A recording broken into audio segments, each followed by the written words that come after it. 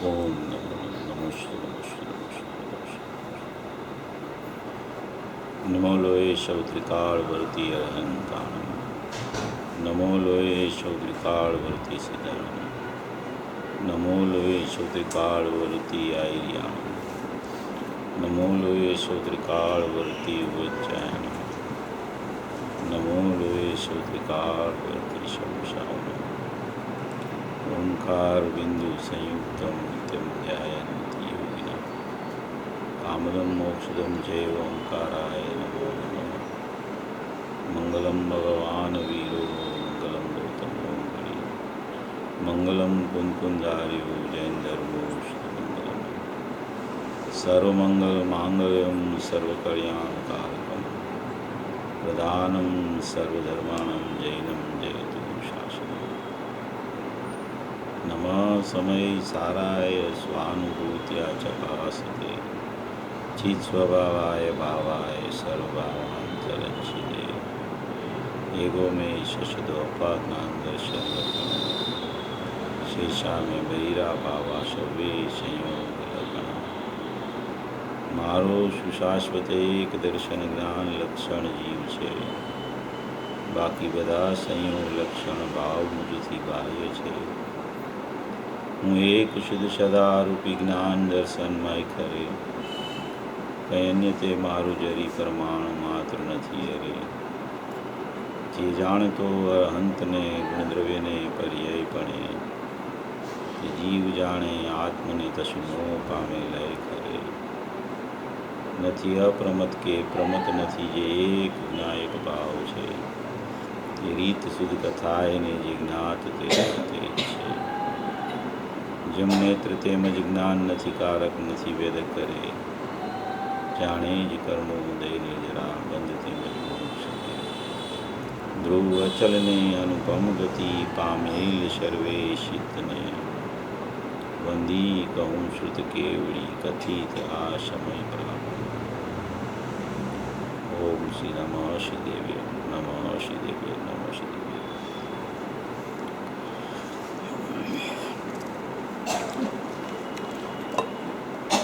મંદિરમાં પૂજ્ય ગુરુદેવ શ્રીના પ્રવચનોમાં 47 નય ઉપર પ્રવચનો સમાપ્ત થઈ ગયા છે. હવે આના પછી સમયસાર ઉપર પ્રવચનો ચાલુ થશે. પ્રવચન નવનીત પહેલા ભાગમાંથી આ બધા ગુરુદેવના ખાસ પ્રવચનો છે. બધા અપૂર્વ પ્રવચનો છે, ખૂબ ઝીણવટવાળા અને સૂક્ષ્મતાવાળા છે. એમાં આપણે જે વિષય ચાલે છે એ અલિંગ ગ્રહણનો વિષય ચાલે છે. ગયા રવિવારે આપણે પૂજ્ય બેનશ્રીની 100મી જન્મજયંતિના ઉપલક્ષમાં સ્વાનુભૂતિ દર્શનમાંથી બોલ લીધેલા. હમણાં સોનગઢે 2 દિવસ એમાંથી જ સ્વાધ્યાય 4 ચાલેલા. આપણો જે ચાલતો વિષય છે અલિંગ ગ્રહણના બોલ, એમાં આપણે 1 થી 11 બોલ સુધી જનરલ ચર્ચા કરેલી છે. 1 થી 5 બોલ છે એ નાસ્તિના છે. નાસ્તિના એટલે કે જે વસ્તુ આત્મામાં નથી, જે વસ્તુ આત્માથી થઈ શકતી નથી, અને જે વસ્તુને આત્મા કરી શકતો નથી, આત્માના કરવાથી જે વસ્તુ ન થતી હોય એને નાસ્તિ કહેવામાં આવે. એવા 5 બોલમાં નાસ્તિનું સ્વરૂપ 1 થી 5 બોલમાં આવ્યું. 6ઠ્ઠા બોલમાં અસ્થિનું સ્વરૂપ, એટલે કે આત્માની પ્રાપ્તિ કઈ વિધિથી કેવી રીતે થાય, અને આત્મા પોતે સ્વરૂપે અને સ્વભાવે કેવો છે. તો આત્મા પ્રત્યક્ષ જ્ઞાતા છે, તો એની પ્રાપ્તિ કેવી રીતે થાય, એને લક્ષમાં કઈ રીતે લઈ શકાય, અને એ કઈ પર્યાય દ્વારા લક્ષમાં આવે, અથવા તો કયા ત્રિકાળ સ્વભાવ દ્વારા લક્ષમાં આવે, એવી 6ઠ્ઠા બોલની ચર્ચા પ્રત્યક્ષ જ્ઞાતાની છે. પછી 7 થી 11, 7, 8, 9, 10, 11 એ ઉપયોગના બોલ છે. ઉપયોગના બોલમાં ઘણી સરસ ચર્ચાઓ આવી. ત્યાર પછીના જે બોલો છે એમાં ઇન્દ્રિયો અને મન દ્વારા પ્રાપ્ત નથી થતો, મન વચન કાયાથી જણાતો નથી, સ્ત્રી વેદ પુરુષ વેદ નપુંસક વેદ આત્માને કાંઈ અસર નથી કરી શકતા, એ આત્માથી થતા નથી. મેનાકાર ને અમેનાકાર એટલે કે અવ્યાપકપણું ને વ્યાપકપણું, એવું પણ કોઈ વસ્તુ આત્મામાં નથી. આત્માનું વ્યાપકપણું હોય તો આત્મામાં ને આત્મામાં જ છે. કોઈ પરમાં આત્મા વ્યાપક થઈ શકતો નથી. વેદાંત કહે છે કે ભાઈ આ આત્માની જ્યોત પ્રગટ થાય એટલે એ સર્વ આખા લોકમાં વ્યાપી જાય છે. એવું આત્માનું સ્વરૂપ નથી. આત્મા પોતાના ને પોતાના સ્વરૂપમાં રહી અને સ્વપરનું જ્ઞાન યથાર્થ એને થાય, એને વ્યાપક કહેવું હોય તો કહી શકાય. બાકી એ વ્યાપક પોતે પોતાનો વિભુ ગુણ છે. તો એ વિભુ ગુણને કારણે એ વ્યાપકપણું એના પોતાના સ્વરૂપમાં જ થયા કરે છે. એ એનલાર્જ થાય તો પોતાના સ્વરૂપ સુધી એનલાર્જ થાય છે. એનાથી બહાર ક્યાંય એનલાર્જ થઈને નીકળી જાય એવું આત્માનું કોઈ સ્વરૂપ છે નહીં. આવા બધા બોલો 12, 13, 14, 15, 16 આવ્યા. પછી 17મો બોલ આવ્યો કે આત્માને કોઈ પણ પ્રકારનું ધર્મ ચિહ્ન કે બાહ્ય લિંગ નથી. ધર્મ ચિહ્ન કે બાહ્ય લિંગ નથી. અને 18મો બોલ આવ્યો કે આત્મામાં ગુણોના કોઈ ભેદ નથી કે અર્થાવબોધ નથી. અને 19મો બોલ આવ્યો કે પર્યાય ભેદ નથી, અર્થાવબોધ વિશેષ નથી. અને 20મો બોલ એવો આવ્યો કે પર્યાય વિશેષ જે છે એ એમ જ કહે છે કે હું પોતે જ દ્રવ્ય છું, એમ કે હું પોતે મારાથી જ સ્વતંત્રપણે પરિણમન કરું છું, મને કોઈ દ્રવ્યની અપેક્ષા લાગુ પડતી નથી, એટલે હું પોતે જ દ્રવ્ય છું. એમ 20મો બોલ પર્યાયનો આવ્યો.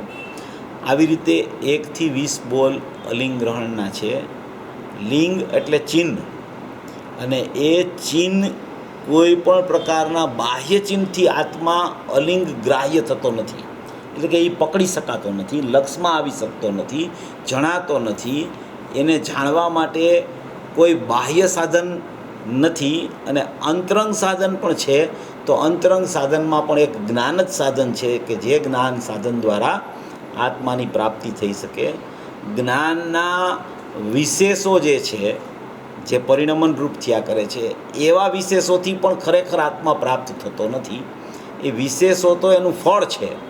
પ્રાપ્ત તો આત્મા જ્ઞાનથી જ થાય છે, કે જે જ્ઞાનને તમે ત્રિકાળ જ્ઞાન કહો અથવા તો સામાન્ય જ્ઞાન કહો, એવા ઉપયોગ લક્ષણ દ્વારા જ ખરેખર જ્ઞાયક આત્મા જાગૃત સ્વરૂપ દેવ પકડી શકાય છે. એવી આમાં આખી અલિંગ ગ્રહણની જે ચર્ચા આવી છે, એમાં એટલું જ એને સિદ્ધ કરવું છે કે આત્મા પોતે આખો અખંડપણે જાણનાર છે. અને એ જાણનાર આત્મા કેવી રીતે જણાય? બસ એને જાણવાનું સાધન શું? કેવી રીતે એને જાણી શકો તમે? કોઈ બાહ્ય વસ્તુ છે જ નહીં એને જાણવા માટે. જેમ કે પહેલાં બોલમાં કીધું કે ઇન્દ્રિય દ્વારા આત્મા કાંઈ જાણવું કરી શકતો નથી. તો આ ઇન્દ્રિય માધ્યમ છે, એના દ્વારા જાણી શકતો નથી આત્મા. ઇન્દ્રિય તો શરીર પરિણામને પ્રાપ્ત છે, આ તો પૂદગલ છે. હવે એ આખો બોલની શરૂઆત જે અલિંગરણમાં થઈ છે ને, એ ક્રમશઃ એકદમ 20 બોલ સુધી શરૂઆત છે. આપણે પહેલેથી વિચાર કરીએ ને બોલનો, તો આખી આચાર્ય ભગવાનને ધારાવાહિક આ બધી વસ્તુ મૂકી છે. કોઈ એમને બોલ નથી લખી નાખ્યા. એના જ્ઞાનમાં ભાવલિંગી સંતના નિર્વિકલ્પ દશાના કાળના જ્ઞાનમાં જે નિર્વિકલ્પ દશામાં ભાવલિંગી સંતને પ્રચુર સ્વસંવેદનની ધારા ચાલતી હોય, એ ધારામાં આખો અનુભવાયેલો આત્મા, એ આત્મા અંદરમાં કેવો છે એનું વર્ણન એની વિકલ્પાત્મક દશામાં આવી અને ભાવલિંગી સંત આચાર્ય ભગવાન કરી નાખતા હોય છે. અને એ પણ સહજપણે થઈ જાય છે. એને કોઈ રચના કરવાનો કોઈ પ્રકાર ભજે જ એવો નિયમ નથી. ઘણા સંતો તો પોતે કાંઈ લેખા વગર સીધા મોક્ષમાં ચાલ્યા જાય શ્રેણી ચડીને. કોઈ ભાવલિંગી આચાર્યને જ એવી કરુણા આવે છે કે ભાઈ આ મને મારી નિધિ પ્રાપ્ત થઈ છે, તો એમ કે એને લખવાનો વિકલ્પ આવી જાય તો એ લખીને ચાલ્યા જાય છે. અને એ લખીને ચાલ્યા જાય તો એ વસ્તુ પાછી જ્યાં હોય ને ત્યાં મૂકીને ચાલ્યા જાય છે. એ કાંઈ સાથે લઈને ફરતા નથી કે હવે આ શાસ્ત્ર આટલું લખાણું, હવે આ પૂરું થાય તો હું ભેગો લઈને એ પાનાને ફરું અને પૂરું થાય ત્યારે હું કોઈને આપી દઈશ. એવી કોઈ પ્રકારની વિકલ્પાત્મક દશા ભાવલિંગી સંતને ચાલતી જ નથી. સંતની સ્થિતિ એવી હોય છે, મુનિરાજની સ્થિતિ એવી હોય, આચાર્ય ભગવાનની સ્થિતિ એવી હોય છે કે એને તો વિકલ્પ આવે છે ને તોય એવો વિકલ્પ છે કે એ વિકલ્પને પણ એ પકડી નથી શકતા. એટલો ક્ષણભરનો વિકલ્પ હોય છે. જ્યાં હજી તો વિકલ્પની ઉત્પત્તિ થાય ને ત્યાં નિર્વિકલ્પતા આવી જાય છે, જ્યાં વિકલ્પની ઉત્પત્તિ થઈ નથી ત્યાં હું નિર્વિકલ્પ તત્વ છું, ત્યાં નિર્વિકલ્પતા આવી જાય છે. એવી આ આચાર્ય ભગવાનની મુનિરાજની સ્થિતિમાં એનું જે વર્ણન આવ્યું હોય એ એવું ક્રમસર આવ્યું છે, એક પછી એક, એક પછી એક, એક પછી એક ક્રમસર વર્ણન છે. એમાં જો પહેલો બોલ એમ કીધું કે ઇન્દ્રિય દ્વારા આત્મા ઇન્દ્રિયો દ્વારા જાણતો નથી, એટલે કે પહેલાં જે જીવને મિથ્યા દ્રષ્ટિને શલ્ય છે કે ઇન્દ્રિય ન હોય ને તો હું જાણવું નથી કરી શકતો, એવી એ શલ્યને કાઢવા માટે સૌથી પહેલું એણે છે ને બોલી મૂક્યો કે ઇન્દ્રિય દ્વારા આત્મા જાણતો નથી. બીજો એ બોલી મૂક્યો કે ઇન્દ્રિય દ્વારા જણાતો નથી, એટલે કે મને ઇન્દ્રિય હશે તો જ મારો આત્માની પ્રાપ્તિ થશે, ઇન્દ્રિય હશે તો જ હું આ બહારનું જાણી શકીશ, ઇન્દ્રિય હશે તો જ હું આત્માને જાણી શકીશ. પરનું કે સ્વનું કોઈ પણ જાણવું ઇન્દ્રિયના માધ્યમથી ખરેખર થતું જ નથી.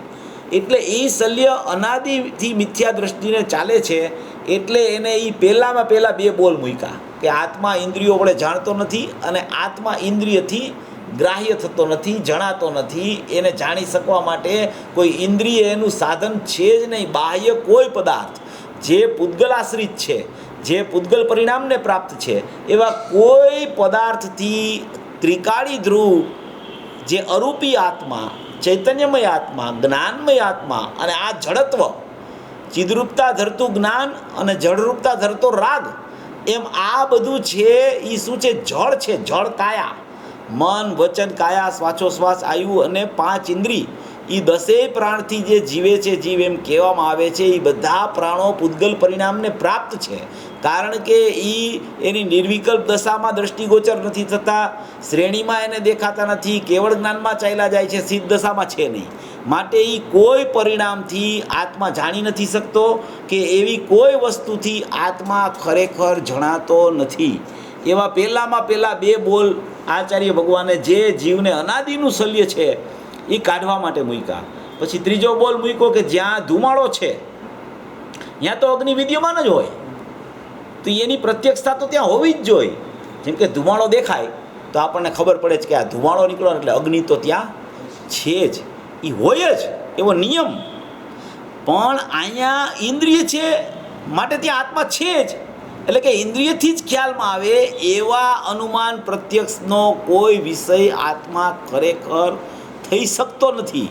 એ પણ એક શલ્ય છે જીવને કે ભાઈ કોઈ પણ એવું ચિંતો બહારમાં હોય ને કે ત્યાં જ આત્મા હોય, ત્યાં જ આત્મા હોય, ત્યાં જ આત્મા હોય, ત્યાં જ આત્મા હોય. એ શલ્ય કાઢવા માટે ત્રીજો બોલ લખ્યો. ચોથો બોલ એમ લખ્યો કે પોતાના દ્વારા અનુમાનથી બીજાને જાણી શકતો નથી. એવું અનુમાન એની પાસે નથી કે એ બીજાને અનુમાનથી જાણી શકે. અનુમાન કોને કહેવાય? કે અનુમાન જ્ઞાનમાં પ્રગટ થાય અને એ જ્ઞાનમાં આત્મા કેવો છે એવો ખ્યાલ આવવા માંડે પરોક્ષપણે, એને ખરેખર અનુમાન કહેવામાં આવે. હવે એવા કોઈ બાહ્ય અનુમાનથી એને કાંઈ જાણવું, કોઈ બીજાનું જાણવું અનુમાનથી થઈ શકતું નથી. અને બીજાના અનુમાન દ્વારા પોતાને જાણી શકતો નથી અને પોતાના અનુમાન દ્વારા બીજાને જાણી શકતો નથી. એ ચોથો અને પાંચમો બોલ મૂક્યા. એને એમ થાય ને કે જો મને કાંઈક થોડુંક જ્ઞાનમાં હવે ખ્યાલ આવવા માંડ્યો છે, તો એમ કે આ અનુમાન તો મારું આ પર તરફનું, બીજાના તરફનું કોઈ જ્ઞાન એને કોઈ એવું અંદરથી એવો વિકલ્પ થઈ જાય કે આ આમ થશે, આ આમ થશે, આ આમ થશે, અને એમાં શું થાય? સાચું પડી જાય ક્યારેક. એવી એને અંદરમાં એવી એક ભ્રમણા પેદા થાય કે એણે વિચાર્યું હોય ને એવું થવા માંડે. એ અનુમાન કહેવાય.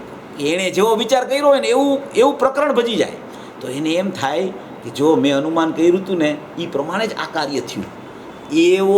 એવું સિદ્ધાંતિક વાત નથી કે અનુમાન દ્વારા કોઈ પર પદાર્થનું જાણવું થઈ જાય કે કોઈ પરના અનુમાન દ્વારા પોતાનું જાણવું થઈ જાય. એવો કોઈ નિયમ ખરેખર છે નહીં. કારણ કે એ બધું તો કુજ્ઞાન છે. એ મતિ શ્રુતનું કુમતિ ને કુશ્રુત જ્ઞાન છે. એમાં ક્યાંય આત્મા ખરેખર છે નહીં.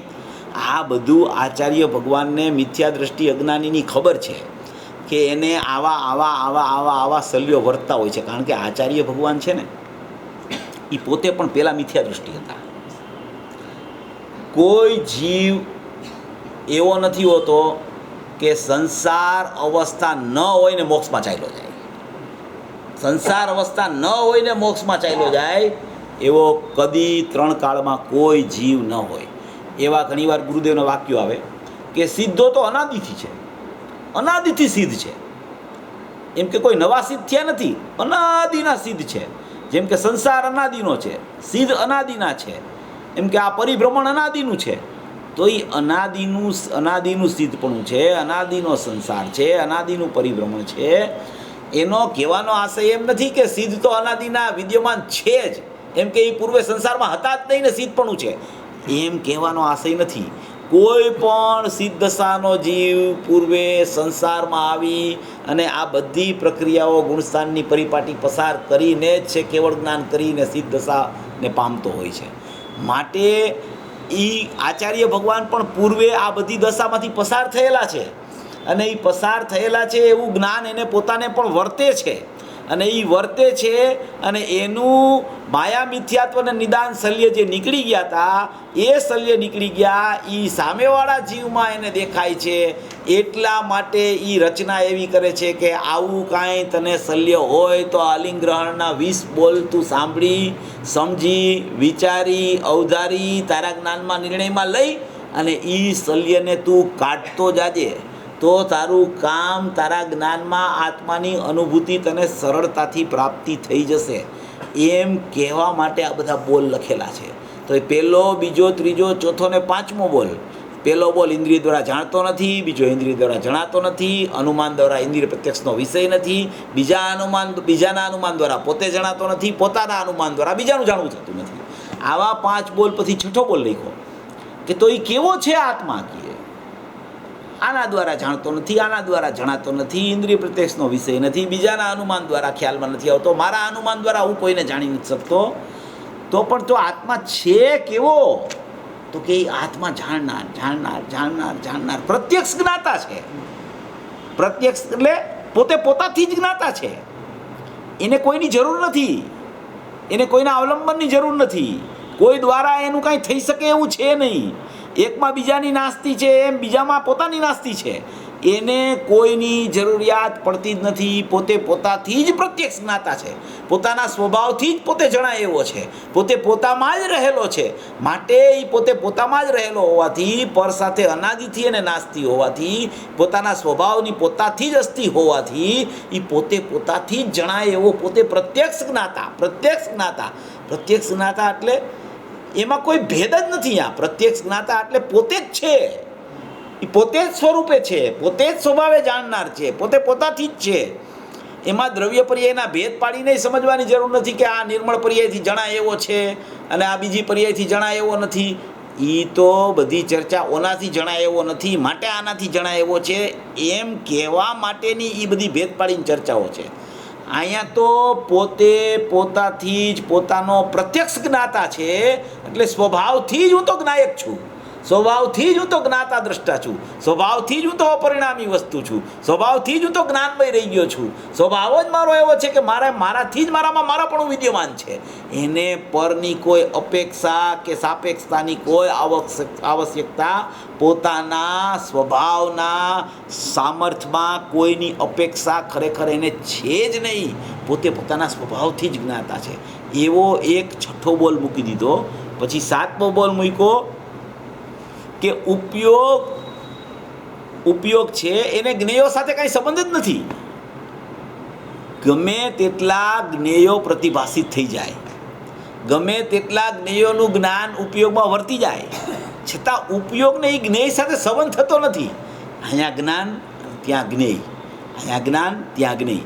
પણ એ જ્ઞેયનું યથાર્થ જાણપણું પણ જ્ઞાનમાં વર્તતું, પોતાથી પોતામાં વર્તતું હોવા છતાં પરજ્ઞેયનું પોતાનામાં પોતાથી પોતાનું જાણવું વર્તતા આવા પરજ્ઞેય છે એવો ખ્યાલ આવી જતો હોવા છતાં, સ્વજ્ઞેય આવું છે એવું પોતાથી જ પોતામાં પોતાને ખ્યાલ આવી જતો હોવા છતાં, સ્વજ્ઞેય ને પરજ્ઞેય આવું છે એવા ઉપયોગમાં જ્ઞેયના લક્ષ વગર, જ્ઞેયની સન્મુખતા વગર, જ્ઞેયના તરફ પ્રયાણ કર્યા વગર, પોતે પોતામાં રહીને જ ઉપયોગ, કોઈ જ્ઞેય સાથે સંબંધ જોડ્યા વગર એવું જાણવું સ્વ અને પર જ્ઞેયનું બેયનું પોતાના જ્ઞાનમાં જ્ઞાનને જાણતા વર્તતું હોવા છતાં એને જ્ઞેય સાથે સંબંધ થતો નથી કાંઈ. એ એ સદાય ઉપયોગ જ્ઞાનમય આત્મા સદાય પોતે જ્ઞેયથી નિરાળો છે, સદાય નિર્લેપ છે, એને જ્ઞેય સાથે કદી સંબંધ થતો જ નથી. હવે એ જ્ઞેય સાથે સંબંધ થતો નથી તો એવું જ્ઞાન છે, એ જ્ઞાન આવે છે ક્યાંથી? એ પાછો આઠમો બોલ. આ બધું ક્રમસર છે. પહેલા એના શલ્ય કાઢ્યા નાસ્તિમાં પાંચમાં, પછી એનો સ્વભાવ બતાવ્યો, સ્વભાવનું પછી લક્ષણ બતાવ્યું. હવે એ લક્ષણને સંબંધ કેવી રીતે છે? તો કે એને કોઈ જ્ઞેય યારે સંબંધ નથી. તો કે એ કોઈ જ્ઞેય સાથે સંબંધ નથી તો એ પરમાંથી એ લક્ષણ નથી આવતું, પરનું જ્ઞાન થતું હોવા છતાં. તો એ લક્ષણ છે એ આવે છે ક્યાંથી? તો કે એ લક્ષણ છે એ પોતે પોતામાંથી આવે છે. એવો આઠમો બોલ લખી નાખ્યો કે ઉપયોગ લક્ષણ છે એ ક્યાંય બહારથી નથી આવતું. બહારનું પણ જાણવું પોતાથી પોતામાં જાણનારને જાણતા વર્તતું હોવા છતાં લક્ષ વગર, કોઈ ઉપાધિ વગર, કોઈ સન્મુખતા વગર પોતે પોતાને જાણતા પોતામાં જ રહીને બધું જાણવું વર્તતું હોવા છતાં કોઈ પ્રકારના બહારના જ્ઞેયમાંથી ઉપયોગ નથી આવતો, ઉપયોગમાંથી ઉપયોગ નથી આવતો, ઉપયોગવાનમાંથી ઉપયોગ આવે છે. જ્ઞાયક સ્વભાવમાંથી જ્ઞાન પ્રગટ થાય છે, જ્ઞાયકમાંથી જ્ઞાન આવે છે, જ્ઞાયકમાંથી એની સરવાણી ફૂટે છે, જ્ઞાયકમાંથી એનો પ્રવાહ વહે છે. એવો ઉપયોગ છે એ ક્યાંય બહારથી આવતો નથી. એવો આઠમો બોલ લખ્યો. પછી નવમો બોલ એમ લખ્યો કે એ જે ઉપયોગ છે ને એ જ્ઞાનીને ઉપયોગમાં ઉપયોગવાનનો ખ્યાલ આવી ગયો કે આ ઉપયોગ તો જ્ઞેયના લક્ષ વગરનો છે, આ ઉપયોગ તો ઉપયોગવાનમાંથી આવે છે, તો હું તો ઉપયોગવાન છું એવું લક્ષ થઈ ગયું. તો એવો જે ઉપયોગ પ્રગટ થયો એવા ઉપયોગને અનંતકાળ સુધી કોઈ હરણ કરી શકતું નથી. એ નવમો બોલાયો કે એનું હરણ કોઈ કરી શકતું નથી. એને સમ્યક દર્શન, સમ્યક જ્ઞાન, સમ્યક ચારિત્રાણી મોક્ષ માર્ગની પ્રગટતા થઈ ગઈ તો એને કોઈ હવે એ ઉપયોગને કોઈ વિભાવ રૂપે પરિણમાવી દે. બહારના જ્ઞેયો ગમે એટલી કોશિશ કરી લે એના જ્ઞાનને એના તરફ ખેંચવાની, ગમે તેટલા જ્ઞેયો એને જ્ઞાનને બહાર ખેંચવાની પ્રયત્ન કરે, એને ખેંચવા માટે જ્ઞેયો મોકલે ખૂબ. મોહ રાજા હોય ને એ જો એની સત્તાનો નાશ થવાનો કાળ પાકવા માંડે ને મોહ રાજાનો, તો એને એમ થાય કે હવે મારે આનો કંઈક ઈલાજ કરવો પડશે, નહીંતર મને તો કોઈ બોલાવશે નહીં. મોહ એટલે મિથ્યાત્વ. બે પ્રકારના મોહ, એક દર્શન મોહ અને ચારિત્ર મોહ. દર્શન મોહ તો ચોથે ગયો પણ ચારિત્ર મોહ તો હજી બાકી છે. તો એ બાકી રહી ગયો હોય ને એને સમ્યક થઈ ગયું હોય તો ઘણા જ્ઞેયો મોકલે એની પાસે કે હવે આ મારી સત્તાનો તો આ નાશ કરી નાખશે, આ તો નાયકમાં ડૂબી ગયો છે, આ તો એણે અંતરલીનતા કરી લીધી છે, આ તો પોતાના સ્વભાવને ઓળખવા માંડ્યો છે, હવે મારી આમ જોતોય નથી. એને તકલીફ ચાલુ થઈ જાય કે અમારા મોહ રાજાની સેનાનો તો નાશ થઈ જશે આમાં, કે આણે તો હાવ મારી સન્મુખતા જ બંધ કરી દીધી છે. આનો ઉપયોગ તો એવો લવલીન થઈ ગયો છે, એવો જ્ઞાયકમાં પ્રવેશી ગયો છે, એવો અંદર ચોંટી ગયો છે કે જેમ ઓલી માખી સાકરને જોઈને મૃતપ્રાય થાય તો પણ ત્યાંથી છૂટે નહીં, એવો એનો ઉપયોગ ગમે એટલા ચારિત્રના અસ્થિરતારૂપ દોષનું પરિણમન થઈ જાય છતાં એ ઉપયોગવાનને છોડતો જ નથી. તો મોહ રાજા એને ખૂબ સેના મોકલે, ખૂબ બહારના જ્ઞેયો મોકલે, ખૂબ લશ્કર મોકલે. ચક્રવર્તીને કેવડું મોટું લશ્કર હોય એવું ગમે તેવું લશ્કર આવે ને તો પણ એનો ઉપયોગ છે એનું હરણ કરી ન શકે. એ ઉપયોગ અંદર ચોઈટો એની દ્રષ્ટિ થઈ એ દ્રષ્ટિ અને દ્રષ્ટા એવો ભેદ જ વિલીન થઈ ગયો છે એને. કોણ પર્યાય ને કોણ દ્રવ્ય, કોણ દ્રષ્ટિ ને કોણ દ્રષ્ટા, કોણ શ્રદ્ધા અને કોણ શ્રદ્ધેય, કોણ જ્ઞાતા અને કોણ જ્ઞાન, એને કોઈ જાતનો ભેદ જ ભાસતો નથી અભેદમાં. એવી સ્થિતિ એની ઉપયોગની અંદરમાં લવલીન થઈને પરિણમી ગઈ છે કે હવે ગમે તેટલા બહારના પરિસર આવે, ગમે તેટલા બહારના જ્ઞેયો આવે, ગમે તેટલી મોહ રાજાની સેના આવે એની પાસે, પણ એના ઉપયોગનું ચલિતપણું થતું નથી, ચલાયમાન થતો નથી. એને અંદર પકડાઈ ગયો એનો આત્મા, ગ્રહણ થઈ ગયો એવી એને મોજ માણે છે, એવી આનંદની મસ્તી ચાલે છે, એવો રસાસ્વાદી થઈ ગયો છે, એવું સુખનું વેદન ચાલ્યા કરે છે, એવી આનંદની ઉર્મિઓ ઉછળા કરે છે કે એને તો બસ એ જ દેખાયા કરે છે. પછી નિર્વિકલ્પ દશાઓ કે સવિકલ્પ દશાઓ, નિર્વિકલ્પ દશામાં શુદ્ધ ઉપયોગ છૂટતો નથી ને પરિણતિમાં એની શુદ્ધ પરિણતિ છૂટતી નથી વિકલ્પમાં. વિકલ્પ આવે તો પણ એની પરિણતિ ચૂત થતી નથી, અને નિર્વિકલ્પ થાય તો શુદ્ધ ઉપયોગમાં ડૂબી જાય છે. એવા ઉપયોગને ઉપયોગવાન સાથે ભેટો થઈ ગયો તો હવે બહારના કોઈ જ્ઞેયો એનું કાંઈ હરણ કરી શકતા નથી. એ નવમો બોલાવ્યો. જો આ બધું ક્રમસર આવે છે. આચાર્ય ભગવાને એટલો બધો ક્રમ મૂક્યો છે. પોતે અનુભવી પુરુષ હોય ને, અનુભવી પુરુષ જેને અનુભવ થયો હોય, જે વિધિથી અનુભવ થાય ને એ વિધિ તાદૃશપણે લખી શકે અથવા તો તાદૃશપણે એનું વર્ણન કરી શકે. એ અનુભવીની એક સ્થિતિનું વર્ણન છે. ખબર પડી જાય કે આ છે ને આ લખાણ છે એ અનુભવીનું લખાણ છે. આ અનુભવમાંથી બહાર આવીને એણે વિકલ્પાત્મક દશામાં આ ચિત્રામણ કરેલું છે એમ એનો ખ્યાલ આવી જાય. કોઈ જીવ હોય જેમ કે ગુરુદેવ છે, એની વાણી સાંભળીને તો આપણને ખબર પડી જાય કે આ તો સમયે સમયે અનુભૂતિમાં છે ને અંદર નાય છે, અંદર સ્નાન કરી રહ્યા છે આત્મામાં.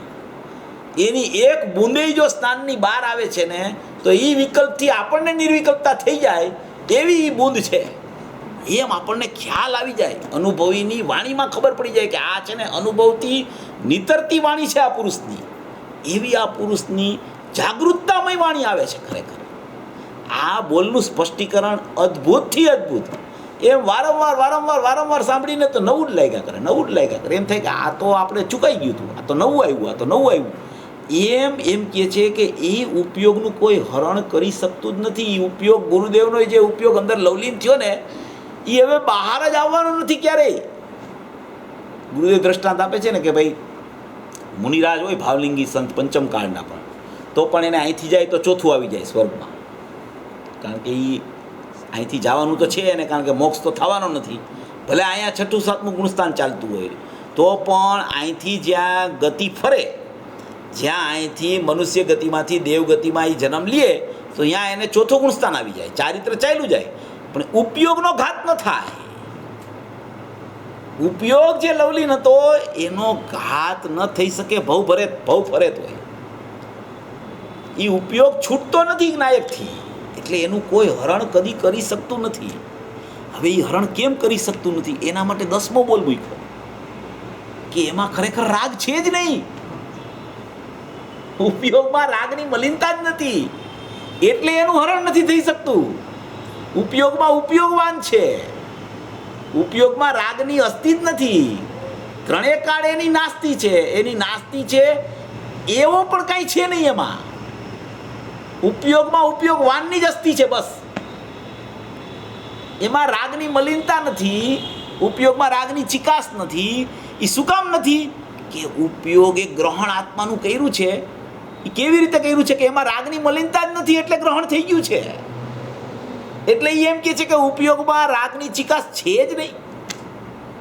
ઉપયોગ તો સ્વચ્છ રહી ગયો છે, ઉપયોગ તો જ્ઞાનમય રહી ગયો છે, ઉપયોગ તો જ્ઞાયકમય રહી ગયો છે. એટલે એમાં રાગની ચિકાસ છે જ નહીં ક્યાંય. એ 10મો બોલ આવ્યો. પછી 11મા બોલમાં કહે કે રાગની ચિકાસ નથી. તો એ કેવી રીતે? તો કહે કે કારણ કે એને પૌદ્ગલિક કર્મનું ગ્રહણ જ થતું નથી ક્યારેય. પૌદ્ગલિક કર્મનું ગ્રહણ થાય તો રાગની ઉત્પત્તિ થાય.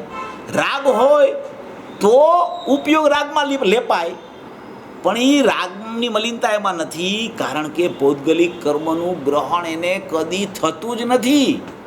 એટલી ભિન્નતા ઉપયોગવાન એટલે નાયકથી તો છે, પણ એના પ્રગટ થતા ઉપયોગથી એટલી ભિન્નતા રહી ગઈ છે.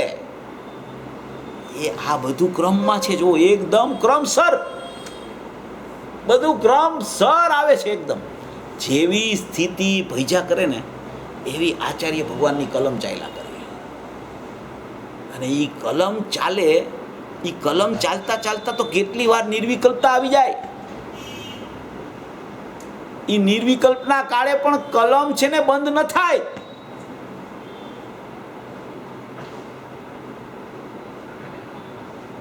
એવી આચાર્ય ભગવાનની સ્થિતિ હોય. એમ લાગે કે એ તો વિકલ્પ છે. વિકલ્પ હોવા છતાં એટલી ક્ષણ માત્રનો વિકલ્પ છે કે એ લખાણ બંધ નથી થતું. અને એ બંધ થઈ જાય તો એનો મતલબ એમ થાય કે જળ ચેતનની એકત્વતા છે. જળનું પરિણમન જુદું ચાલે છે, ચેતનનું પરિણમન જુદું ચાલે છે. અહીંયા લવલીનતા ચાલે છે, અહીંયા જળની ક્રિયા ચાલ્યા કરે છે. એને સંબંધ નથી ઉપયોગને કાંઈ એની સાથે. જેટલો ઉપયોગ અભેદ થયો છે એટલો જ એનો આત્મા છે. બાકીનું બધું પૂતગલ છે, જળ છે. એને સંબંધ જ નથી એની સાથે કાંઈ. જળનું કાર્ય થાવ તો થાવ, એની દ્રષ્ટિ જ્ઞાન એમાં જોડાતા જ નથી ક્યારેય. વિકલ્પાત્મક અવસ્થામાં નથી જોડાતા. એ તો ચારિત્રના દોષમાં જાય છે બધું. જેટલો રાગ છે બુદ્ધિપૂર્વકનો કે અબુદ્ધિપૂર્વકનો જે કયો એ બધો રાગ છે, એ બધું છે ને પૂતગલના ખાતામાં છે. એને તો જેટલું અભેદ થયું છે એટલી જ મારી વસ્તુ છે, એટલો જ મારો આત્મા છે, એટલી જ મારી સત્તા છે, એટલું જ મારું ધ્રુવત્વ છે, એટલું જ મારું ધ્રુવ સ્વભાવ છે ને એટલું જ મારું ધ્રુવત્વ છે. એના સિવાય મારું બહારમાં કાંઈ છે જ નહીં. એવી સ્થિતિથી લખતા પાંચ નાસ્તિના બોલ, એક અસ્થિનો બોલ, ઉપયોગને ગ્રેયોનું ગ્રહણ નથી, પછી ઉપયોગ અંદરથી આવે છે, ઉપયોગનું કોઈ હરણ કરી શકતું નથી, ઉપયોગમાં મલિનતા નથી રાગની, ઉપયોગે પૌદ્ગલિક કર્મનું ગ્રહણ કર્યું નથી. આવા 11 બોલ આવ્યા. પછી 12મા બોલથી બધો વિષય ફરે છે. વિષય ફરે છે એટલે આની કન્ટિન્યુટીમાં જ આવે છે. 12મા બોલથી જો 12મો બોલ કાઢું છું, આનું કન્ટિન્યુટીમાં જ છે. 11મા બોલમાં શું કીધું કે લિંગ દ્વારા એટલે કે ઉપયોગ નામના લક્ષણ દ્વારા ગ્રહણ એટલે કે પૌદ્ગલિક કર્મનું ગ્રહવું જેને નથી, કર્મનું ગ્રહવું નથી. રાગની વાત આવી, ઉપયોગના હરણની વાત આવી. ઉપયોગ અંદરથી આવે છે, ઉપયોગને જ્ઞેયનું લક્ષ નથી, સ્વભાવથી જ જ્ઞાતા છે, અનુમાન દ્વારા જાણતો નથી, અનુમાન દ્વારા જાણતો નથી, ઇન્દ્રિય પ્રત્યક્ષનો વિષય નથી, આત્મા ઇન્દ્રિય દ્વારા જાણી શકાતો નથી, આત્મા ઇન્દ્રિયોને દ્વારા જાણતો નથી. આવા 11 બોલ કીધા પછી એણે 12મો બોલ લીધો કે આ રીતે આત્મા દ્રવ્ય કર્મથી અસંયુક્ત, પૌદ્ગલિક કર્મનું ગ્રહણ કાઢીને પછી દ્રવ્ય કર્મ સાથે એને કાંઈ સંયુક્તપણું થયું જ નથી. દ્રવ્ય કર્મથી સદાય અસંયુક્ત છે, અસંબંધ છે. એવા અર્થની પ્રાપ્તિ થાય છે જેને લિંગો દ્વારા એટલે કે ઇન્દ્રિયો દ્વારા ગ્રહણ. 12મો બોલ, જેને લિંગો દ્વારા એટલે કે ઇન્દ્રિયો દ્વારા ગ્રહણ એટલે કે વિષયોનો ઉપભોગ નથી તે અલિંગ ગ્રહણ છે. એટલે કે હવે રાગને કાઢ્યો, દ્રવ્ય કર્મને પૌદ્ગલિક કર્મને કાઢ્યા, પછી હવે આ જળ ઇન્દ્રિયોની વાત આવી. હવે જળ ઇન્દ્રિય કે જળ ઇન્દ્રિયો સાથે ગ્રહણ એટલે કે વિષયોનો ઉપભોગ કાંઈ છે જ નહીં. ઇન્દ્રિયો દ્વારા કોઈ પણ વિષયનો ભોગ આત્મા લઈ શકતો નથી. એ બધા જળના પરિણમનના બોલ છે. એ જળનું પરિણમન એને ચાલે છે, એમાં પણ ઉપયોગ ક્યાંય લેપાતો નથી. પછી લિંગ દ્વારા એટલે કે મન અને ઇન્દ્રિય વગેરે લક્ષણ દ્વારા ગ્રહણ એટલે કે જીવત્વને ધારણ કરી રાખવું જેને નથી તે અલિંગ ગ્રહણ છે. મનને ઇન્દ્રિય દ્વારા જીવત્વને ધારણ કરી શકતો નથી આત્મા. આ રીતે આત્મા શુક્ર અને આર્તવને અનુવિધાય નથી એવા અર્થની પ્રાપ્તિ થાય છે. 14મો લિંગનું એટલે કે મેનાકારનું ગ્રહણ જેને નથી તે અલિંગ ગ્રહણ છે. આ રીતે આત્મા લૌકિક સાધન માત્ર નથી એવા અર્થની પ્રાપ્તિ થાય છે. એ બધા જનરલ બોલ છે. લિંગ એટલે કે અમેનાકાર વડે જેનું ગ્રહણ એટલે કે લોકોમાં વ્યાપવાપણું નથી, લોકમાં વ્યાપવાપણું નથી તે અલિંગ ગ્રહણ છે. વ્યાપકપણું એનું લોક સુધી અમેનાકારમાં પહોંચતું નથી, પોતામાં ને પોતામાં વ્યાપકપણું છે. 16મો બોલ લિંગો દ્વારા સ્ત્રી પુરુષ વેદ કે નપુસક વેદોનું ગ્રહણ એને થતું નથી તે અલિંગ ગ્રહણ છે. હવે 17મો બોલ છે ને એ બહુ ઇમ્પોર્ટન્ટ છે. 18, 19, 20 તો બહુ મહત્ત્વના છે, પણ 17મો બોલ છે ને એ બહુ અદ્ભુત છે. એ વિષય એવો સરસ છે કે 17મા બોલમાં એણે એમ કીધું કે લિંગોનું એટલે કે ધર્મચિહ્નોનું ગ્રહણ, ધર્મના ચિહ્ન કહેવાય એનું ગ્રહણ. ધર્મના ચિહ્ન 2 પ્રકારના હોય. અહીંયા ધર્મના ચિહ્નમાં ગુરુદેવે એકલા બાહ્ય ચિહ્નોની ચર્ચા લીધી છે. પંચમહાવ્રત, સમિતિ, ગુપ્તિ, એ બધી જે વાત આવે ને 28 મૂળ ગુણ મુનિરાજના, એવા ધર્મના બાહ્ય ચિહ્નોથી એની ખબર પડે છે કે આ મુનિરાજ છે.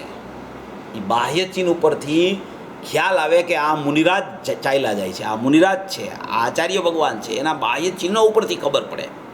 તો એવા ધર્મના ચિહ્નોનું ગ્રહણ એને છે નહીં. હવે ધર્મ ચિહ્નોમાં 2 પ્રકારના ચિહ્નો છે.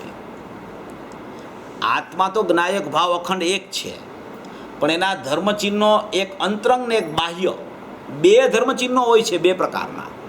બાહ્ય ધર્મચિહ્ન છે એ તો એની બાહ્યની જે ક્રિયાઓ દેખાય છે, પંચમહાવ્રત, સમિતિ, ગુપ્તિ, 28 મૂળગુણ, નગ્નપણું, એ બધી કમંડળ, મોરપીચ, એ બધા એના બાહ્ય ચિહ્ન છે. એ બાહ્ય ચિહ્નમાં ગયું. હવે એક એનું અંતરંગ ચિહ્ન છે. અંતરંગ ચિહ્ન શું? ભાવલિંગ. ઓલું દ્રવ્યલિંગ છે અને ભાવલિંગ એનું ધર્મચિહ્ન છે અંતરંગ. એ ધર્મચિહ્ન અંતરંગ છે, એનો આત્મામાં અભાવ છે. ધર્મચિહ્ન બે પ્રકારના ધર્મચિહ્ન, અંતરંગ ને બાહ્ય. અંતરંગ પ્રગટ થયું એ ભાવલિંગ, બાહ્ય પ્રગટ છે એ એની વિકલ્પાત્મક દશામાં જે એનું પરિણમન દેખાય છે એ, અને અંદરમાં એ સમયે પણ ભાવલિંગની સ્થિતિ ચાલુ છે. એ પણ એક ધર્મનું ચિહ્ન છે. એ ધર્મનું ચિહ્ન. સાતમું ગુણસ્થાન નિર્વિકલ્પ દશા, એનું ભાવલિંગ.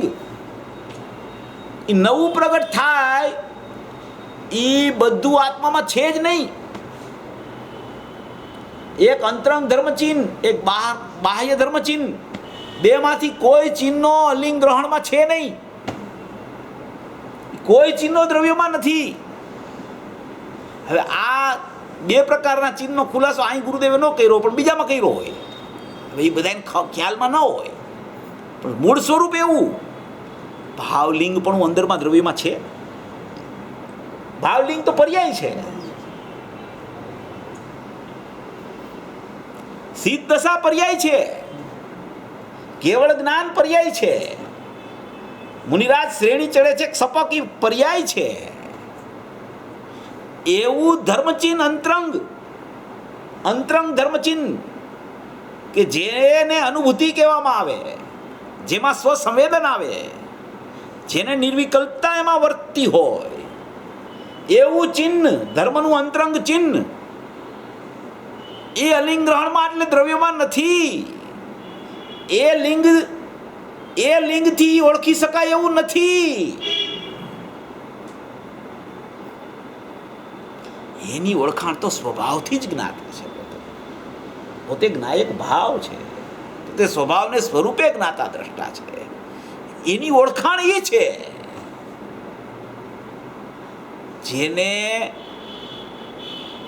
મોક્ષનું કારણ કહેવાય.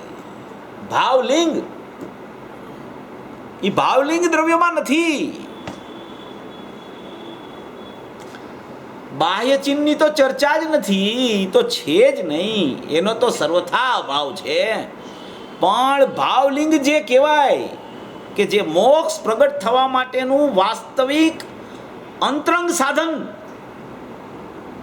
એનો પણ એના ત્રિકાળી દ્રવ્યમાં સર્વથા અભાવ છે. એવો દ્રષ્ટિનો વિષય ધ્રુવ પરમાત્મા છે, અખંડ પરમાત્મા, જ્ઞાયક દેવ, ચૈતન્ય દેવ, અપરિણામી તત્વ, પોતાનું એકરૂપ સ્વરૂપ, પોતાનો એકરૂપ સ્વભાવ, પોતાનો નિત્ય સ્વભાવ, પોતાનો જ્ઞાયક દેવ સ્વભાવ, પોતાનું અનાદિ અનંતપણું, પોતાનું ધ્રુવપણું, એવો એનો સ્વભાવ અનાદિથી આ કોઈ પ્રકારના ચિહ્નો વગરનો છે. અને ચિહ્નો વગરનો છે એવી ખબર પડે એને ચિહ્ન પ્રગટે છે, છતાં એ ચિહ્ન સામે એ જોતો નથી. મુનિરાજની સ્થિતિ આવી હોય છે, એને ભાવલિંગપણું નિરંતર ચાલતું હોવા છતાં, વિકલ્પાત્મક દશામાં આવે છતાં એના ભાવલિંગપણાના ધર્મચિહ્ન ઉપર એની નજર પડતી નથી. એની નજર એના સ્વભાવ ઉપરથી છૂટતી નથી. બધું થયા કરે છે, બધું આવી અને જાય છે, આવી જાય છે, આવી અને જાય છે. એ જોતા નથી. ત્યાં એક વખત જ્ઞાનનું ને શ્રદ્ધાનું જ્યાં સમ્યકપણું થયું તો જ્ઞાન જાણવા રૂપે જ પરિણ્યા કરે છે. જ્ઞાનમાં રહીને બસ એની સ્થિતિ એવી થઈ જાય છે. એ જ્ઞાનમાં જ્ઞાનને જાણવા રૂપે પરિણ્યા કરે છે. અને શ્રદ્ધા તો ચોટેલી જ રહે છે, એને તો કાંઈ ફરક જ પડતો નથી. એમાં તો કાંઈ છે જ નહીં. શ્રદ્ધા તો એવી ચોંટી ગઈ છે કે એમાં તો શ્રદ્ધા ને શ્રદ્ધા એવું કાંઈ ભેદ જ દેખાતો નથી. હવે જ્ઞાનમાં પરિણમન અપેક્ષાએ ભેદ પડે છતાં એ જ્ઞાનમાં જ્ઞાનનું જાણવું ચાલ્યા કરે છે. બાહ્ય ચિહ્નો, અંતરંગ ચિહ્નો એને જાણવા જ્ઞાન લંબાતું જ નથી. એને જ્ઞાન નાયકને છોડતું નથી. અને જ્ઞાનના પરિણમનમાં આવા ચિહ્નો વર્તે છે એવું જ્ઞાન વર્તતું હોવા છતાં એવા વર્તતા જ્ઞાન ઉપર દ્રષ્ટિ કે જ્ઞાન જાતું નથી. આવી સ્થિતિ મુનિરાજની હોય છે. સમ્યક દ્રષ્ટિની પણ આવી સ્થિતિ થાય ત્યારે મુનિપણું આવે છે. અને મિથ્યા દ્રષ્ટિને આવો ખ્યાલ આવી જાય તો સમ્યક દર્શન થઈ જાય છે. આ 17મો બોલ છે, અપૂર્વ. ભાવલિંગ નથી દ્રવ્યમાં. પંચમહાવ્રત ને 28 પૂર્ણગુણ ને સમિતિ ને ગુપ્તિ ને નગ્નપણું ને બાહ્ય વેશ ને મોરપીચ કમંડળ ને એ તો કાંઈ છે જ નહીં. એ તો એકદમ બહારની વાત છે ધર્મચિહ્નોમાં. પણ અંદરનું ભાવલિંગ જેમાં પ્રચુર સ્વસંવેદનની રમત ચાલે છે અંદરમાં, એ ભાવલિંગ અને ભાવલિંગમય આત્મા એનો ભેદય નથી એમાં, છતાં એ ભાવલિંગ નથી એમાં. એને કહેવાય દ્રષ્ટિનો વિષય, એને કહેવાય ચૈતન્યપણું, એને કહેવાય ધ્રુવ પરમાત્માપણું. એમ કહેવા માંગે છે આ 17મો બોલ, અપૂર્વથી અપૂર્વ. આ બોલનો ખુલાસો ગુરુદેવે એના બેનશ્રીના વચનામૃતના પ્રવચનમાં આ રીતે લીધો છે. કોઈને સાંભળવો હોય તો 105 નંબરનો બોલ સાંભળી લેજો. લિંગોનું એટલે કે ધર્મચિહ્નોનું ગ્રહણ છે જેને નથી તે અલિંગ ગ્રહણ છે. આ રીતે આત્માને બાહ્ય યતિલિંગોનો અભાવ છે એવા અર્થની પ્રાપ્તિ થાય છે. ધર્મચિહ્નોનું ગ્રહણ જેને નથી, પહેલાં ધર્મચિહ્ન લીધું અને પછી બહિરંગ બાહ્ય યતિલિંગ લીધા. ધર્મચિહ્નોના બે પ્રકારમાં એક બહિરંગ અને એક અંતરંગ. તો એ બહિરંગ એટલે આવડું આ બહિરંગ બાહ્ય યતિલિંગ લીધા ને એ બહિરંગ છે. અને અહીંયા ધર્મચિહ્ન ઉપર કીધું એ ધર્મચિહ્ન ભાવલિંગ છે, એ ધર્મચિહ્ન છે. અને એ ધર્મચિહ્ન જે ભાવલિંગ હોય છે એ જીવને બહારમાં દ્રવ્યલિંગ એવું જ હોય. બહારમાં જો એવું દ્રવ્યલિંગ ન હોય તો અંદરમાં ભાવલિંગ છે જ નહીં. એનો બેયનો અવિનાભાવી સંબંધ છે. જ્યાં આવું ભાવલિંગ વર્તતું હોય તો બહારમાં આવું જ દ્રવ્યલિંગ હોય. અને એવું દ્રવ્યલિંગ કોઈ પાડતો હોય માટે ભાવલિંગ હોય એમ નથી. પણ અંદરમાં ભાવલિંગ હોય તો બહારમાં દ્રવ્યલિંગ આવું હોય ને હોય જ. એવો આ 17મો બોલ અપૂર્વ છે. બહુ સારો બોલ. પછી 18, 19 ને 20 આપણે અલિંગ્રહણ આજ પૂરું કરી નાખીએ. પછી આવતા રવિવારે એક પ્રવચન છે, પછી તો પર્યુષણ છે. તો એમાં આપણે પછી નયનું પ્રકરણ આખું લઈ લેશું. નયનો વિષય બહુ સારો છે. બહુ એટલે એટલો બધો સમજવા જેવો છે કે ક્યાંય કોઈ એકાંત ક્યારેય કોઈ જીવને ન થઈ જાય. નયની એક ટૂંકી પરિભાષા છે, માત્ર એક ટૂંકી પરિભાષા. નય એટલે શું? આટલું બધું વર્ણન આવ્યું. 47 નય પૂરી થઈ ગઈ. નય એટલે યોગ્યતા. બસ, નય ઇઝ ઇક્વલ ટુ યોગ્યતા. આટલો જ એનો અર્થ છે. બધી નયમાં તમે આ લગાવી દો યોગ્યતા. નયનું પ્રકરણ પૂરું. નય એટલે યોગ્યતા. જેવું પરિણમન થાય એવી યોગ્યતા હોય એવું જ પરિણમન થાય, એને એ પ્રકારની નય કહેવામાં આવે. એક જ્ઞાન વિશે અનંત નહીં પરિણમે તો એ અનંત પ્રકારની યોગ્યતા જે હોય એ જે સમયે પ્રગટ થાય એ સમયે એ પ્રકારની યોગ્યતાનું પરિણમન તો એ પ્રકારની નય છે. ત્યાં એનું નામ નયનું પ્રકરણ.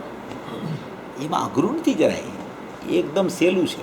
પણ આમ ગુરુદેવ તો શું વિસ્તાર એટલો બધો કરે ને કે આપણું જ્ઞાન જો એમાં બરાબર ચોટેલું રહીએ ને તો એ આખું પ્રવચન 1 કલાકનું આપણને ખ્યાલમાં આવે.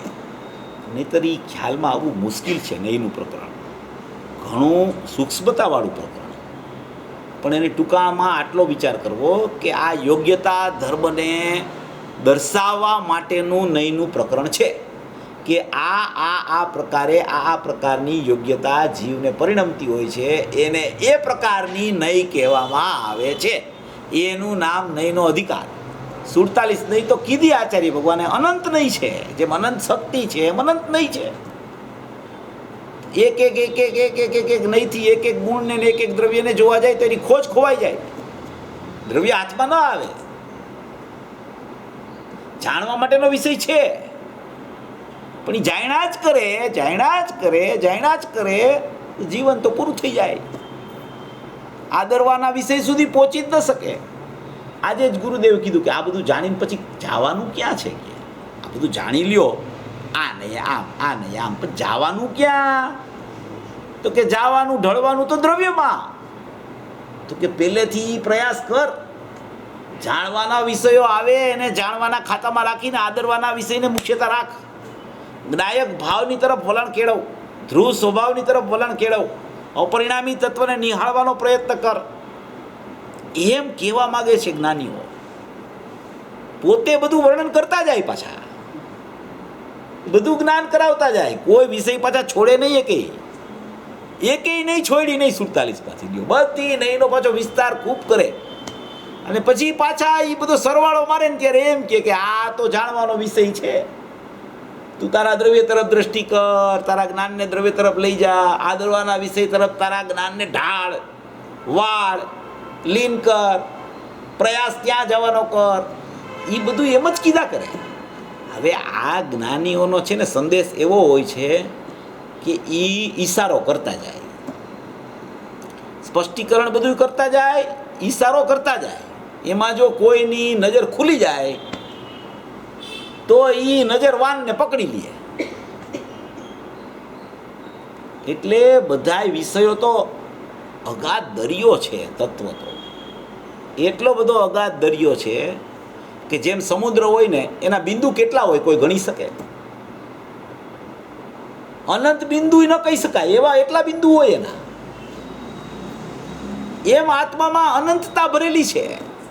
એટલી બધી અનંતતા ને અગાધતા છે કે જેમ જેમ જેમ જેમ ઊંડો ઉતરે ને એમ એમ એમ એમ એની છે ને સૂક્ષ્મતા વધતી જાય. એને ખ્યાલ આવતું જાય, ઓહો હજી તો ઘણું ઊંડાણ છે, હજી તો ઘણું ઊંડાણ છે, હજી તો ઘણું ઊંડાણ છે. અને જ્ઞાનની સૂક્ષ્મતાવાળો જીવને ગમે એટલું ઊંડાણ આવે ને છતાંય એ એમાં સંતોષાઈ ન જાય. ગુરુદેવને આપણે સાંભળીએ તો એમ કે ઓહો ક્યાં આચાર્ય ભગવાનનો ક્ષયોપસમ. અમને તો ભાવ ખબર હોય, અમને ગાથાના નંબરને યાદ ન હોય.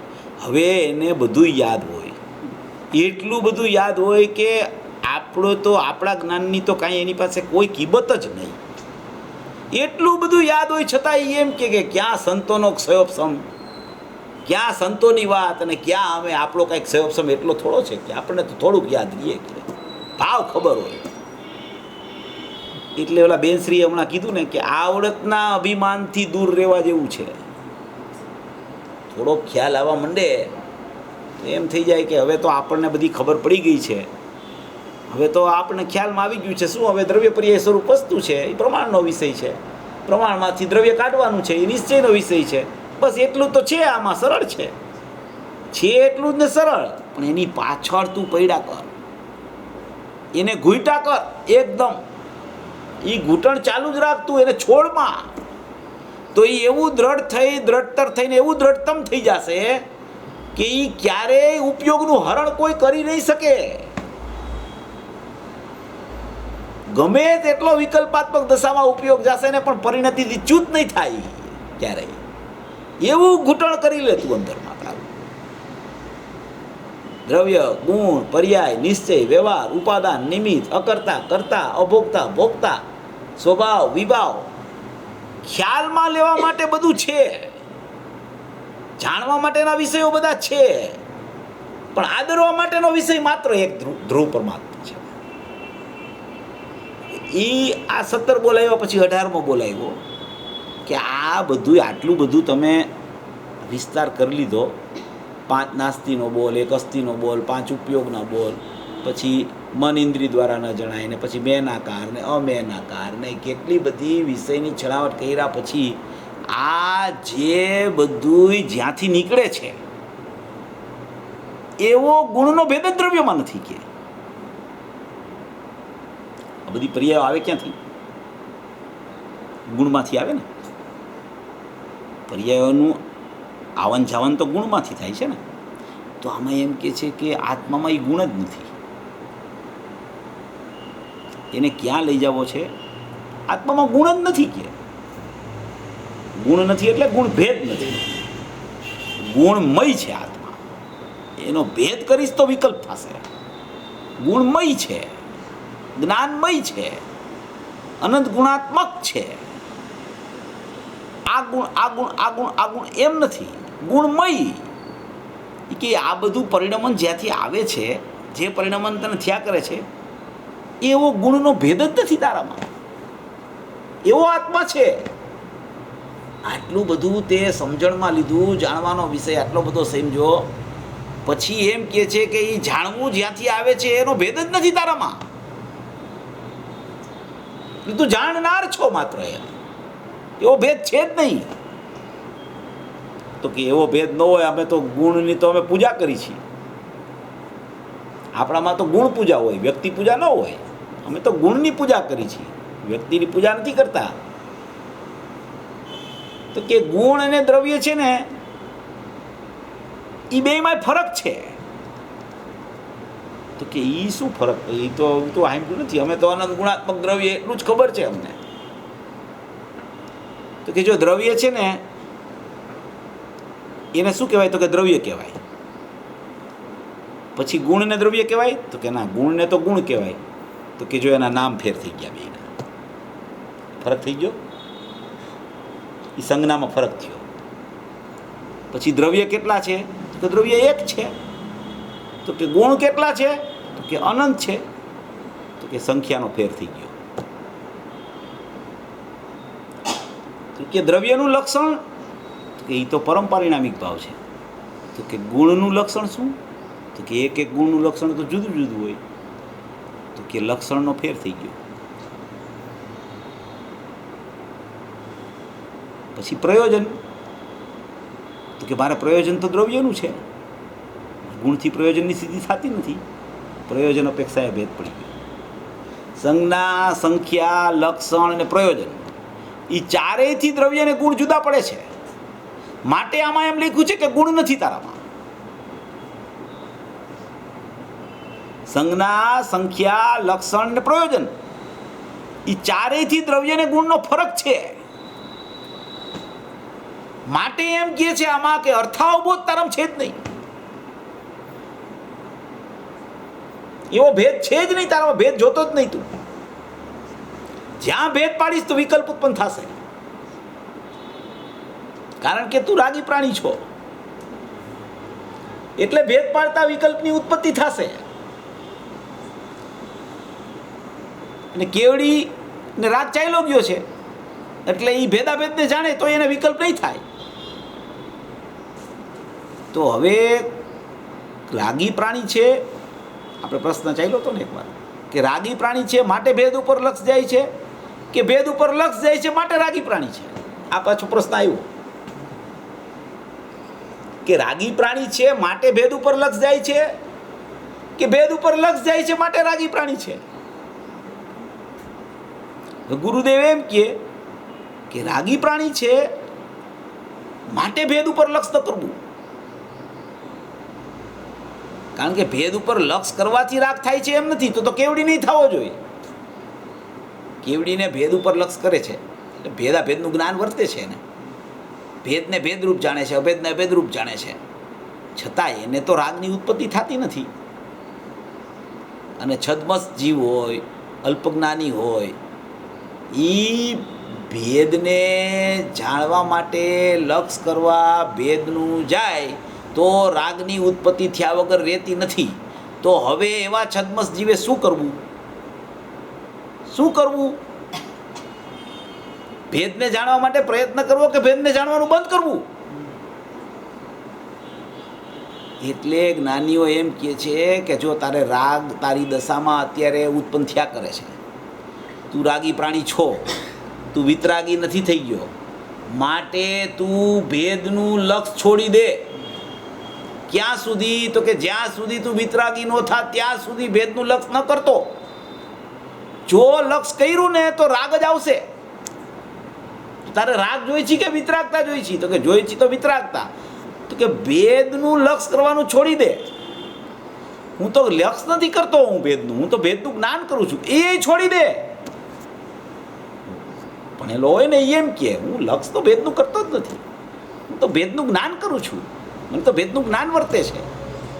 દ્રષ્ટિ થઈ છે કે દ્રષ્ટિ તો નથી થઈ, તો ભેદનું જ્ઞાન ક્યાંથી આવ્યું તારે? દ્રષ્ટિ વગર ભેદનું જ્ઞાન સમ્યક હોય? છોડી દે ભેદનું લક્ષ. હું અભેદ છું, શુદ્ધ છું, શાશ્વત છું, અપરિણામી છું, એકરૂપ છું, અખંડ છું, નિત્ય છું, ધ્રુવ છું. ઉત્પાદવી છે જ નહીં મારામાં. એમ ધ્રુવમાં દ્રષ્ટિની કેળવણી કરી દે. જ્યાં સુધી ભેદ ઉપર લક્ષ જશે ત્યાં સુધી રાગની ઉત્પત્તિ થયા જ કરશે, કારણ કે તું રાગી પ્રાણી છો. એટલે એ ન્યાયનો અર્થ એમ છે કે ભેદનું લક્ષ તું છોડી દે. કર્મ તું ભેદનું લક્ષ. સિદ્ધાંત એમ સિદ્ધ કરે કે ભેદનું લક્ષ કરતા રાગ નથી થતો, કારણ કે કેવડી ભેદને જાણે છે. તો હું એમ પ્રશ્ન કરું છું કે ભેદને કેવડી જાણે છે એને રાગ ઉત્પન્ન નથી થતો. હવે રાગી પ્રાણી છે એ ભેદને જાણે તો રાગની ઉત્પત્તિ થાય છે. તો રાગી પ્રાણીએ શું કરવું જોઈએ? ભેદને જાણવાનું બંધ કરવું જોઈએ. સિદ્ધાંતની વાત અકબંધ રાખીને ભેદને જાણવાનું બંધ કરી દે. હું અભેદ છું, હું શાશ્વત છું, હું ધ્રુવ છું, અખંડ છું, એમ કેળવણી કર તારી. રાગની ઉત્પત્તિ જ નહીં થાય. પછી રાગની ઉત્પત્તિ થવાની બંધ થઈ જશે, ત્યાં તો કેવળ જ્ઞાન થઈ જશે.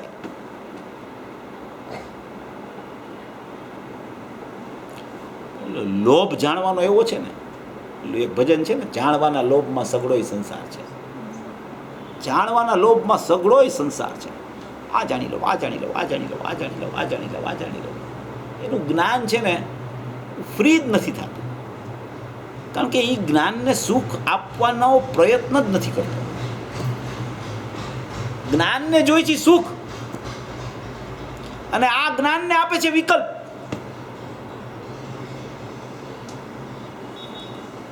જ્ઞાનને શું જોઈ છે? સુખ જોઈ છે. એને બોજો નથી ગમતો જ્ઞાનને, એને નિર્બોજતા જોઈ છે એને. અને આ જ્ઞાનને એટલું બધું બહારમાં મોકલી દે છે કે એ એટલું બોજારૂપ થઈ જાય છે જ્ઞાન, કે એ પછી ત્યાંથી નીકળી જ નથી શકતું અંદર આવવા માટે. એટલા વિષયોમાં એને ફાંફા મરાવે છે જ્ઞાનને, બધી ખોટે ખોટું, કોઈ પણ જાતની ફાયદા વગર. ફાયદો અહીંયા જ છે એક જગ્યાએ, બીજે ક્યાંય ફાયદો છે જ નહીં. અને જ્ઞાનને ધકેલે છે પેલા બહાર, અને પછી અંદર લઈ આવવાનો પ્રયત્ન કરે છે. નહીં આવે અંદર જ્ઞાન. જ્ઞાન જ્યાંથી આવે છે એ પદાર્થ તો સુખમય છે, તો એ જ્યાંથી આવ્યું છે ત્યાં એને લઈ જવાનું છે આપણે, કારણ કે એને સુખ સિવાય કાંઈ જોતું નથી. એ સુખનો આગ્રહી છે જ્ઞાન છે. જ્ઞાન દુઃખને સ્વીકારી નથી શકતું ક્યારેય. એ સુખનો જ સ્વીકાર કરી શકે છે, ત્યારે જ આનંદ આવે છે એને. અને સુખ અહીંયા પડ્યું છે, આનંદ અહીંયા અંદર છે.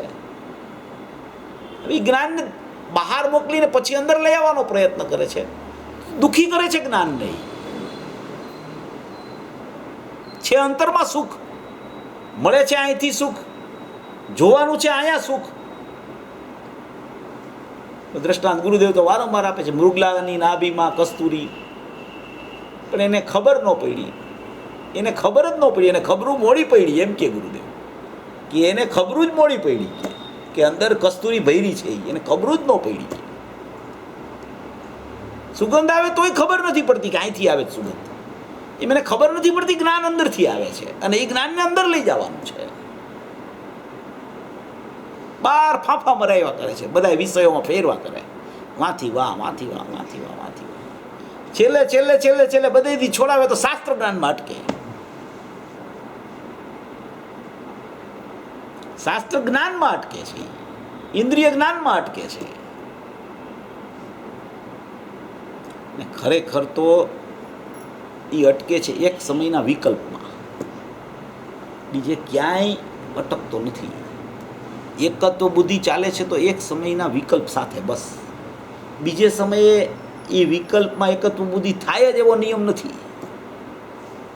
જ્યાં સ્વભાવનો ખ્યાલ આવી ગયો ત્યાં વિકલ્પથી છે ને એ ફાટ કરતો જુદો પડી જાય છે, ફાંટો બદલાઈ જાય છે.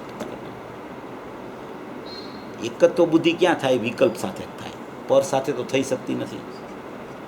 ટાઈમ થઈ ગયો છે. એક વિષય હતો એ રહી ગયો, વિકલ્પનો ગયો વખતે રહી ગયો તો વિષય.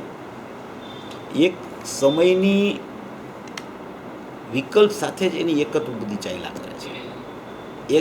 એક તરફ અનંત જ્ઞેયો છે, એક તરફ અનંત ગુણાત્મક આત્મા છે, એક વચ્ચે જ્ઞાન ને વિકલ્પ છે.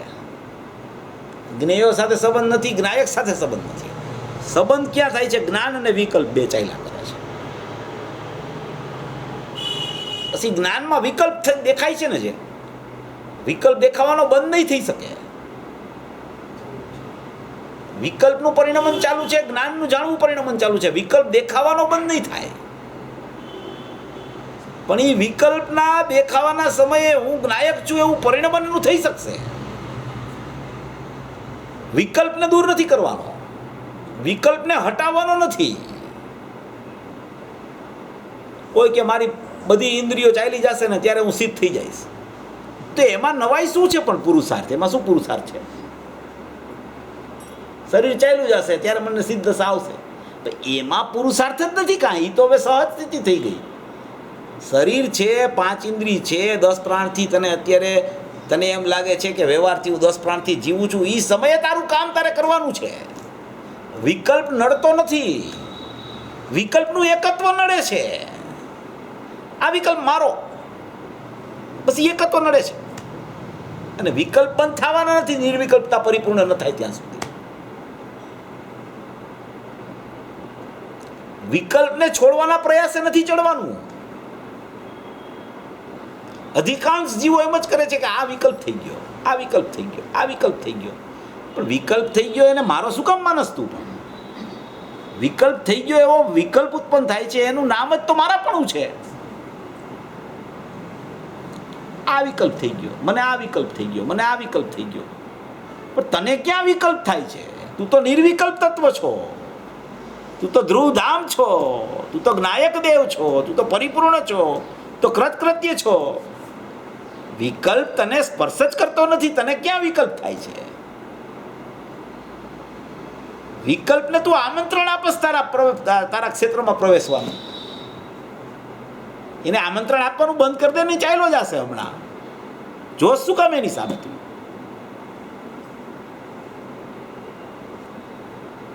કોઈ મહેમાન આવે ઘરે અને તમે એની સામું જ ન જોવો, બીજી વાર ન આવે. પછી એ કે હવે આ તો નિર્વિકલ્પતામાં જવાના પ્રયાસે ચડ્યા છે, આપણી સામું કાંઈ જોતા નથી, બહુ વાતે કરતા નથી, આની ઘરે બહુ જવાય નહીં. એમાં વિકલ્પ મહેમાન છે, તમે એને આમંત્રણ આપો છો એટલે એ વધારે પ્રવેશ કરે છે તમારામાં. તમે આમંત્રણ આપોમાં એને શું કામ આમંત્રણ? એ સામું જોવાનું બંધ કરી દો તમે. હું નિર્વિકલ્પ તત્વ છું, ત્યાં એકદમ ધરબાઈ જાઓ, બસ પૂરી થઈ ગઈ વાત. માર્ગ તો આ એક જ છે. એ પ્રયત્ન ગમે તેટલો બીજો કરે પણ એને ગમે ત્યાંથી ફરી ફરીને આવવું તો અહીંયા પડશે, અને આને જ સમજવો પડશે. બીજું કાંઈ કોઈ મદદરૂપ કાંઈ જ્ઞાનીઓ કાંઈ કરી શકે એમ નથી. આ ગુરુદેવ ચાલ્યા ગયા, કેટલો ઉપદેશ આપી ગયા, એ કંઈક સમ્યક દર્શન તો કાંઈ પમાડી ન શકે કોઈને. દેવા લેવાનો વ્યવહાર તો એવો કોઈનો છે નહીં. સ્વરૂપ બતાવીને ચાલ્યા ગયા, વાસ્તવિક સ્વરૂપ કહી ગયા કે આમ છે, તું આવું તારું પરિણમન કર ભાઈ. પરિણમન કર એટલે કે આવી વસ્તુને જાણ, પરિણમન થઈ જશે. આવી તારી વસ્તુ પડી છે, એને જાણી લે, બસ એટલો જ તારો પુરુષાર્થ કામ કરી શકે છે. અને એ પુરુષાર્થ તો દરેક સમયે એની પાસે પડ્યો છે. કોઈ સમયે પુરુષાર્થનો પિંડ છે એમાંથી પુરુષાર્થ નથી આવતો એવું નથી. કોઈ પણ સમયે પુરુષાર્થ એના હાથમાં છે, અને એ પુરુષાર્થ એના હાથમાં છે એ ક્રમબદ્ધ છે. એમાંય કરતા બુદ્ધિ કરે તો એ કાંઈ કાર્ય થતું નથી. સહજતા છે બધા એમાં. જોરે ચાલે છે, સહજતાય છે, પુરુષાર્થ કરવાનોય છે, એ સમયે એ પુરુષાર્થ ક્રમબદ્ધ છે. આ બધાય ન્યાયો છે, બધા આ જૈન દર્શનના.